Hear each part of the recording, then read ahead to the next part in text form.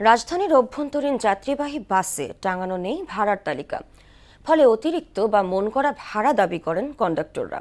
এতে প্রতারণার ও হয়রানির শিকার হচ্ছেন যাত্রীরা।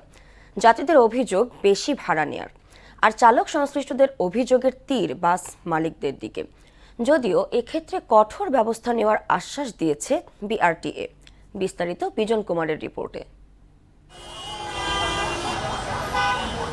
আইন আছে কিন্তু প্রয়োগ নেই, দুর্ভোগ আছে প্রতিকারের ব্যবস্থা নেই।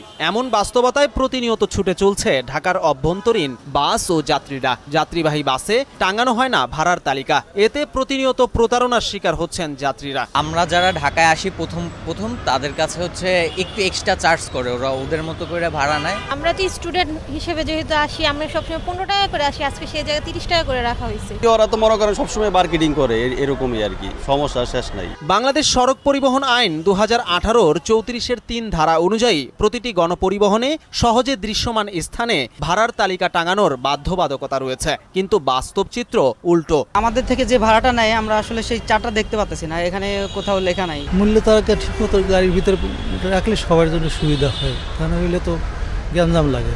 মূল্য তালিকা টানানো প্রয়োজন, তাহলে দেখা যাচ্ছে যাত্রীরা সচেতন হবে এবং গাড়িওয়ালারা তারা সচেতন হবে। পাশাপাশি অতিরিক্ত যাত্রী নেওয়ার বিষয়েও রয়েছে অভিযোগ। ওভারলোড হয়ে গেছে, তারপরেও তারা গাড়ি ছাড়তে চায় না।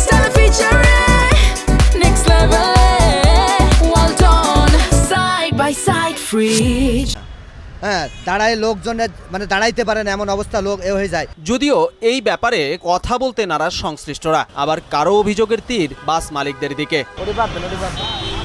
এটা কোম্পানির জিগান, এটা আমার জিগান না, কোম্পানির জিগান জান। তো মালিকের গুরুত্ব দেওয়ার কথা, এটা আমাদের গুরুত্ব না।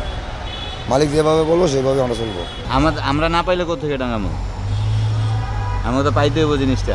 বিশেষজ্ঞরা বলছেন, যাত্রীদের পকেট কাটতেই এমন পন্থা অবলম্বন করেন মালিক এবং সংশ্লিষ্টরা। মূল্য তালিকা যদি আপনি টাঙিয়ে রাখা হয়, তাহলে আমরা ভাড়া নিয়ে যে নৈরাজ্য দেখি গণপরিবহনে, সেই নৈরাজ্য তো করা যাবে না। তবে এক্ষেত্রে আইনের কঠোর প্রয়োগের আশ্বাস দিয়েছে বাংলাদেশ সড়ক পরিবহন কর্তৃপক্ষ। কঠোরভাবে এই নির্দেশনা পালনের জন্য একটা সার্কুলার দিয়ে দিব।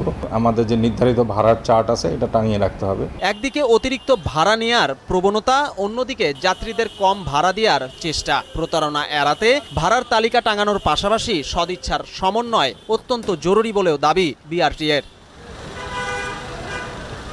বিজন কুমার, মোহনা সংবাদ, ঢাকা।